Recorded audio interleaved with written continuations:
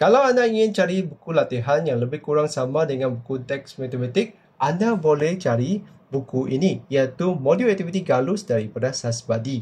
Jadi dalam buku ini, anda akan perhatikan setiap topiknya akan bermula dengan nokta ringkas, selepas tu diikuti dengan contoh dan akhir sekali barunya soalan.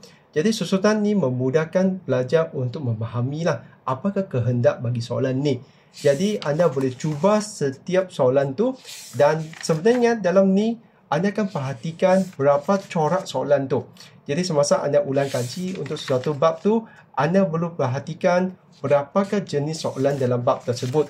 Selepas tu, pada akhir bab tu, anda juga akan perhatikan dia ada soalan yang lebih kurang sama dengan SPM. Di sini digunakan clone SPM lah. Jadi anda boleh cuba soalan tu pada akhir bab tu untuk menguji kefahaman sendiri. Jadi itulah menarik untuk buku ini.